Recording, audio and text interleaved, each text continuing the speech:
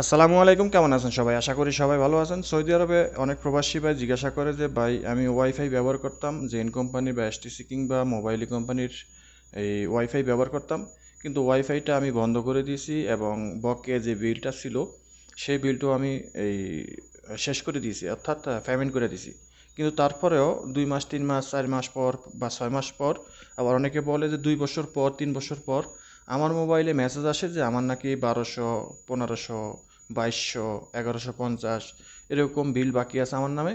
সেই বিলটা পরিশোধ করার জন্য 5 দিন বা 15 দিন সময় দেয়। তো এই বিলটা পরিশোধ না করে দিলে আমার বিরুদ্ধে মামলা হবে। আসলে এটার কারণটা কি?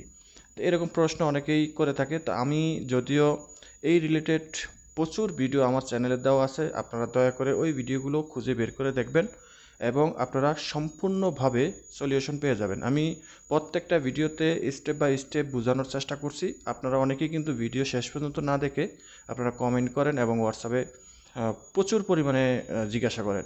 তো একই প্রশ্নের উত্তর বারবার দিতে ভালো লাগে না। তো এই কারণে আমি কিন্তু স্টেপ বাই স্টেপ প্রত্যেকটা ভিডিওতে জানিয়ে দিয়েছি। এই ভিডিওতে আমি আরও কিছু জানিয়ে দেওয়ার চেষ্টা করব, যদিও পূর্বের কথাগুলা।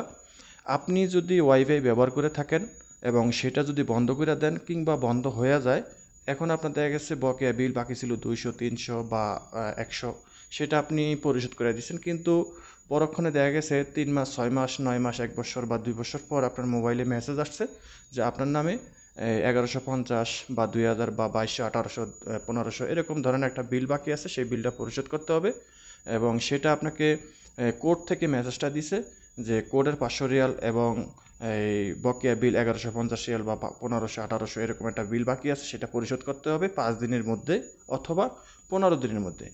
তো এখন আপনি কি করবেন বা আপনি কিভাবে বুঝবেন যে এটা কিসের বিল? আসলে মূলত এটা হলো, আপনি যে ওয়াইফাইটা নিছেন, যে রাউটারটা আপনি ব্যবহার করছেন, সেই রাউটারটা আপনাকে কিন্তু ফ্রি দেয় নাই। আপনাকে সেখানে একটা কন্ট্যাক্ট থাকে, নাফিদের মধ্যে সেটা পাবেন। আপনারা যারা ওয়াইফাই ব্যবহার করছেন বা ব্যবহার করেন, আপনারা নাফিদে ফলো করবেন যে নাফিদের মধ্যে আপনার একটা বন্ড থাকে। সেখানে যে কোনো একটা অ্যামাউন্ট থাকে, 1150, 1800, 2000, 2200 এরকম একটা বন্ড সেখানে থাকে। সেই টাকাটা আপনাকে অবশ্যই পরিশোধ করতে হবে 2 বছরের মধ্যে।